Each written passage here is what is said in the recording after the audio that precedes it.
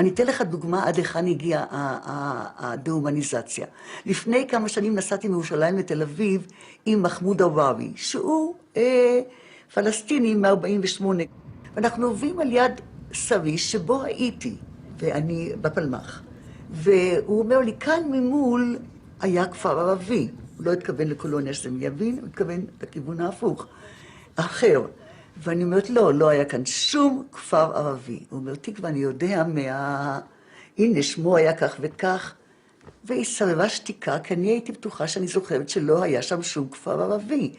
וכך אנחנו נוסעים כמה קילומטרים, ופתאום מנבחי הנשייה, מאיזה שהם מעמקים של הדחקה נוראה, אני אומרת לו, אוי, אתה צודק. היה כאן כפר רפאים, הייתי הולכת בערב ונהנית מכך שאני יכולה רגע אחד להתרחק מההמון ולהתרחק מהחבר'ה ולהיות קצת עם עצמי. היו בתים וקים, וכמה בתים היו גם כלים, והייתה לי, אלה היו שעות הנאה. ואת השעות האלה אני הדחקתי.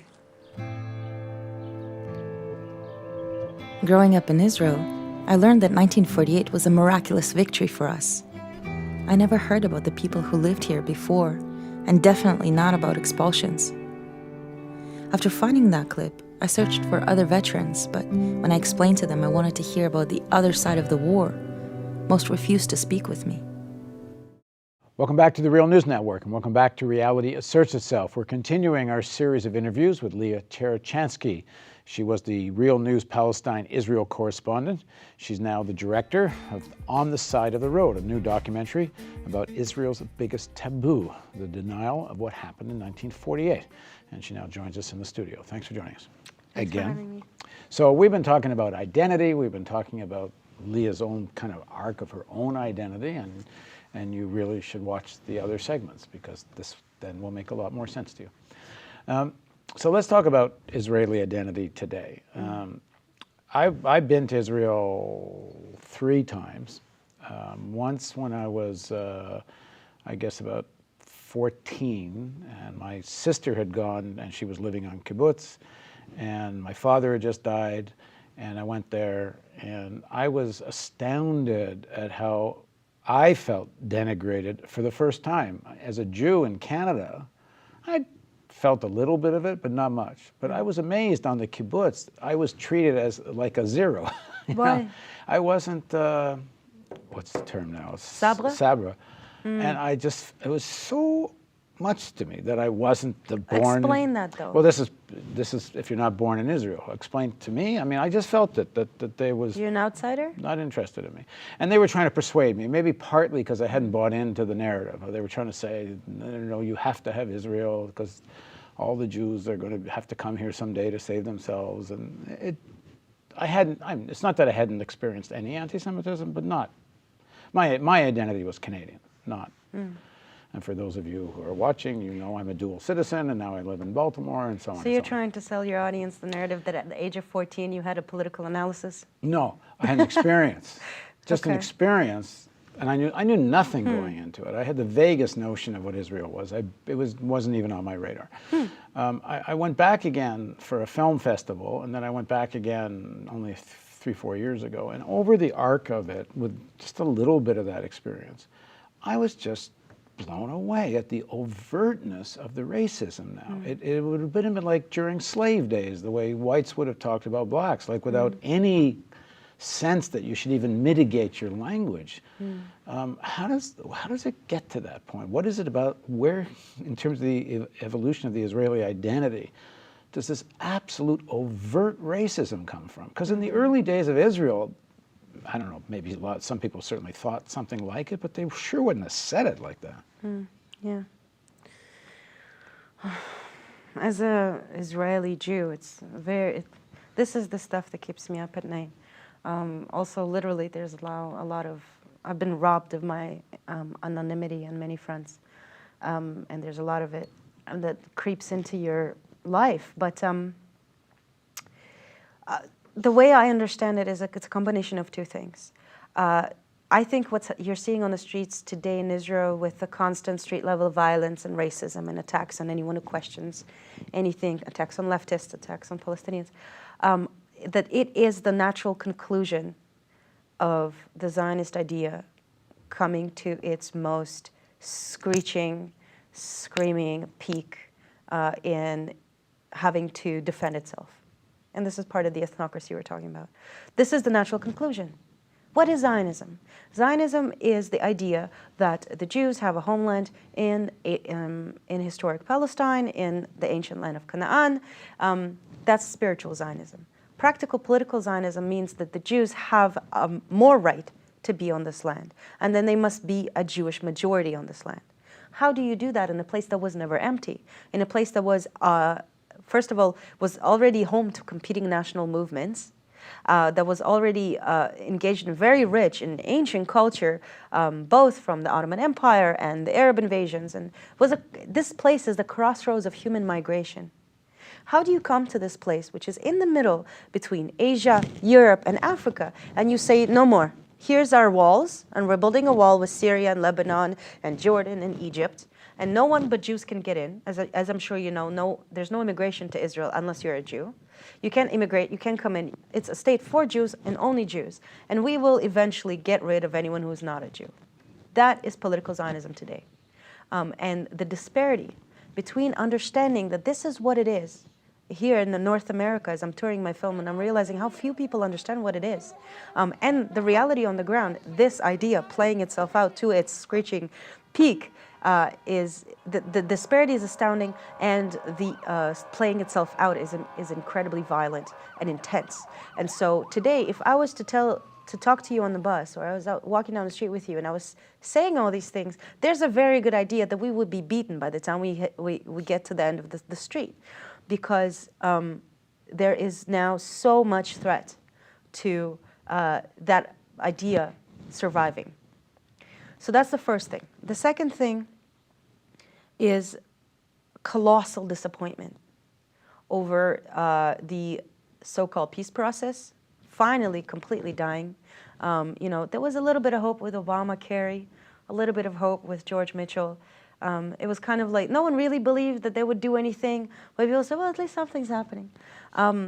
America, having taken the side of Israel on all of the peace negotiations, having put all its capital on the side of the Israeli negotiators, all of its weapons on the side of Israel's negotiators, and then sat in the middle calling itself the unbiased mitigator in this negotiation, which were doomed to end, gave us a false sense of hope. It has built endless institutions in Palestine. It built a government called the Palestinian Authority. It gave that Palestinian Authority billions in donations, and it's based on hot air and nothing else. And that thing finally collapsing now over the last year, and the taking root of nonviolent movements, effective nonviolent movements, such as the fight of the Palestinian political prisoners with ongoing hunger strikes, such as the boycott movement and the anti-fascist movement inside of Israel, and the most important of which, the rising of national identity amongst Palestinians in the West Bank, Gaza, and inside Israel, and the linking of these three peoples, irregardless of who are their leaderships. This is the most important element in the picture. So the total disappointment with the peace process and the collapse of hope that the conflict will ever end gave a rise to a new kind of wave of understanding the conflict is never going to end. The generals and the capitalists that are sitting over there and are making money off the war don't give a shit about us. Israel saw a huge social justice movement that we've covered here in the Real News for 2 years. That social justice came and fell, and nothing changed except there was a huge change in the public identity and the way the people see Israel, and the way that the people see that their fight is not just with the Palestinians, it's also with the government, and it's also with each other. It has further segregated us inside Israel. And so all these things together burst out. And if you look at, people look at this war that happened this summer, this attack on Gaza, and they say, oh, it was really the worst attack on Gaza so far. They're right. But this attack was not just this summer. What happened this summer was, yes, 51 days of war, but it actually started not even with the teenagers getting kidnapped. It started with the Palestinian hunger strikers in the beginning of the year. What we were seeing in January a year ago is that the African refugees were rising up, demanding that freedom, because they were being shipped off to a massive prison in the south of the country, something very similar to a concentration camp for African refugees. So they were rising up, demanding freedom. The Palestinian hunger strikers went on a hunger strike and were very close to getting achievements with that hunger strike. Hamas was on the verge of signing unity with Fatah, which would have been the last thing that would have saved it. And this is when we went to war. So since then, and if you were actually following what's happening on the ground, like we were in the Real News, that's when the street-level violence started. And the war ended at the end of August, but the street-level violence never ended. In fact, it's getting worse day to day to day. You know, a few weeks ago, a Palestinian bus driver who drives an Israeli bus in an Israeli bus company called Eged was beaten to death and hung in the bus that he was driving. Because? Because he's Palestinian. This is one of the things. Now, there's no doubt in any Palestinian's mind that I've met that he was beaten to death and hung. But the police was claiming that he killed himself. And most Israelis believe that he killed himself. And this sparked a wave of bus drivers rising up against insecurity on the job, demanding that the bus company either separate them from the people who get on the passengers or get a security guard. Because the Palestinian bus drivers on the Israeli bus company were saying that they were experiencing daily racist attacks, daily racist assaults, and the company refused. And 40 of them have quit. So a third of the Palestinian workers who worked in the Israeli bus company quit because of racism and violence. That's where we are today. So 6 months of endless street-level violence. Are there internal factors that you can see amongst Jewish Israelis that will change things? I mean, what? Yeah. Like I interviewed quite a few families who lost people in 9/11 in New York. And I was told at least half the families either joined or supported the Not in My Name campaign. They didn't want revenge. They were saying, don't start another war. This is not going to bring my loved ones back. And they started getting their head around the context of why it happened. Mm-hmm. And there's other examples in the world, and including Palestinians who have lost children, but they get the context. They don't just want blind revenge. But one gets the feeling that in Israel, there's been kind of a tipping point where the majority, even a preponderance of people are saying, they're out to kill us, let's kill them first, kind of end the conversation. Yeah. Yeah, the consensus in Israel has now, I mean, it's gotten so bad that the consensus debates between expel the rest of them or kill the rest of them. So, it's a real fascization of public opinion. Well, we saw during the war protests where, I mean, you weren't alive in the 30s, but I'm sure you've seen a lot of archival footage. People holding up signs during the protest reading, one nation, one army, one leader. Straight Hitler. I mean, that's Mussolini, you know, that's Nazi Germany. I don't know what you can compare that so to. So where are there factors for change within Jewish Israelis? So I think that in America, in North America, there's a lot of this mentality of, there's a problem, what's the solution? We are light years away from resolving the conflict. I think a lot of people here in North America think that we've always been in conflict, but if you look at the history of Israel-Palestine, the history of this specific geographical spot, conflict over the centuries has actually been an exception. Peace and coexistence has been the rule. And our conflict is only about 70 years old. And we've already gone through huge changes as societies. And so, you know, let's think a little bit before we start talking about solutions. But what I can tell you is that profound changes are happening inside Israeli society, putting aside the Palestinian conflict for a second, or the conflict with the Palestinians. Israel, as I'm sure you saw when you were there, is a very segregated society. You have the Russians here, you have the Ashkenazis there, you have the Mizrahim here, and then you have the Orthodox there. And the Ethiopians here, and so on and so forth. And inside the Mizrahim, you have the Persians, and then you have the Iraqis, and you have the Moroccans.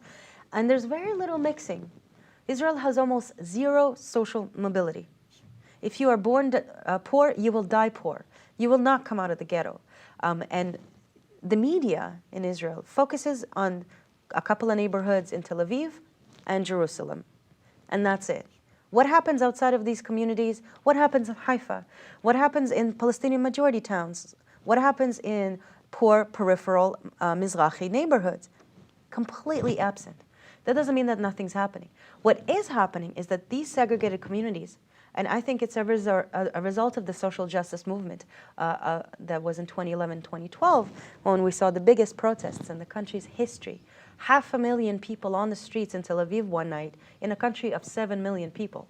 That's a lot of people on the streets. As a result of that, people started looking around them. And for the first time, identity politics is becoming something that is on the fore. So the Mizrahim are saying, that the Jews that came from Arab countries are saying, we've been oppressed all along for the Zionist Ashkenazi project. What about us? To the level of forcing the president of Israel, Reuven Rivlin, to apologize for Ashkenazi European condescendence towards the Mizrahim, something that would have been unimaginable. We're seeing the Orthodox, digging their heels further as new laws inspired by Yair Lapid's party, forcing the Orthodox to go to the army, makes them more united and further in conflict with the society. So a lot of these groups, for various complex reasons that we don't have time to discuss here, are getting more insular and more against each other. And so this is, I think this is a very important change. It's because for so many years, with the illusion of the peace process, we were not looking at the real problems inside Israel. Well, I was going to say, somebody once told me, I think when I was there for that film festival, that if it wasn't for the external fight with the Palestinians, Israel would rip itself to shreds, especially the secular Orthodox split. Yeah, and this is what we're seeing. Israel is now ripping itself apart, and fascism is celebrating in the ruins. You've been on tour around North America with your film, talking to a lot of North American Jews. What are you finding? Well, I was telling you about the New York screening. I've had about 30 screenings in 40 different cities, a massive tour along the West and the East Coasts. And everywhere I went, I called up the organizers and I asked them to please contact the Jewish community in their town. I made my film not for people that agree with me. I made my film for people who are Zionists and unquestioning and questioning Zionists and North Americans and Israelis. I wanted people who would never see that kind of film to see that kind of film, because my film is not, we're talking here a lot about politics and a lot about geopolitics and things like that. That's not what my film is about. My film is a personal story, and it's a story of denial. And this is the film that I wanted to show in the Jewish community centers, in the synagogues, and in these places where that we need to talk to one another.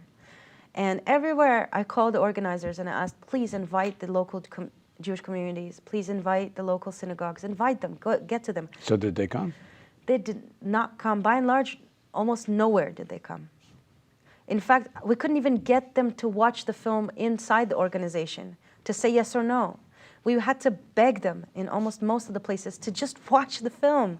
They would say no. And the most incredible thing happened in my New York University screening. The organizers took out a huge room for like 300 people, beautiful room overlooking the Empire State Building. And it was it was the same moment as the Eric Gardner indictment. So a lot of people went to the protest. But, the room was, mostly full. And as I'm running tech with the guy who's responsible for the room, because the DVD wasn't working, I see this group of like young 20-year-old students come in with a banner. And I immediately felt like they came to protest the screening. So I ran up to them and I said, I'm so happy you came. I see that you've come to protest. Is that true? And they're like, yeah. Yeah, we've come to protest your screening. I'm like, great, I'm so happy you came. Let's go. Protest against your screening. Yeah, but they are the people I made my film for. I'm excited that they're there. I'm so happy they've come. Because they will come, they will see the film, and then we can have this conversation, these very difficult conversations, essential conversations. And I told them, okay, where can I put you that will make you most visible? Do you want to stand on the stage? And they said, no, we'll stand here on the side. It'll be a silent, it's not even a protest, it's just a silent demonstration. I'm like, great, let's use. So I put them out, they pull out their banner. Their banner reads 856,000 Jewish refugees, referring to the hundreds of thousands of Jews who were displaced from North Africa and the Middle East as a result of Israel's creation. And I said, this is an incredibly important point. You're onto something very important. And I'm really happy that you came, because the Mizrahi, side to the whole Nakba conversation is a very important side. So I Just quickly say what Mizrahi is. Mizrahi is Jews who came from the Arab world in North Africa, the people that they have come to talk about. And this is something they were saying a lot. They said, we come here to show the other viewpoint. And I said, great, I'm looking forward to hearing that viewpoint in the Q&A after the film. And I apologize because I had to continue fixing the audio-visual. And finally we fixed it, the film starts running, and I noticed that they fold up their banner and they go. So, you know, they all go to the elevator, and so I run in the elevator, and the doors close, and it's me with like maybe 20 of these activists in the elevator, stuck for 10 floors, and I'm asking them, why are you leaving? You've come to protest the film, you have to see the film. And they said, no, we can't stay for the film. And, oh, I have something to do, oh, I also have something to do. I'm like, you can't all have something to do, so at least one of you, please stay for the film. They would not stay for the film. You know, when we come out of the elevator, we ended up standing in the lobby, and only one of the girls, most of them just ran outside, and one of the girls stayed with me, and we ended up talking back and forth for about 20 minutes, and we could talk to each other. She was saying a lot of these things that you hear a lot about Hamas, what about Hamas, what about Hamas? We ended up talking a lot and breaking through. You know, she understood where I'm coming from, I understood where she's coming from. And I told her, can you stay? Can any of you please stay for my film? I want you. Well, you threatened their very identity. I didn't threaten anything. I was begging them to stay for the film. No, but they think if the film is persuasive in any way, it threatens who they are. And they have to start think about who they are. My film doesn't tell you what to think. My film asks questions. And this is the point. This is why I'm telling you this story. Is because 2 days later, the Jerusalem Post published an article by the father of one of these activists who was not at the event, describing what happened, having gotten none of the facts right. In his description, they came. They actually quote me saying something I never said, as if I said, oh, are you even allowed to protest? Like, how would I cover protest movements all day long. Why the hell would I say something like that?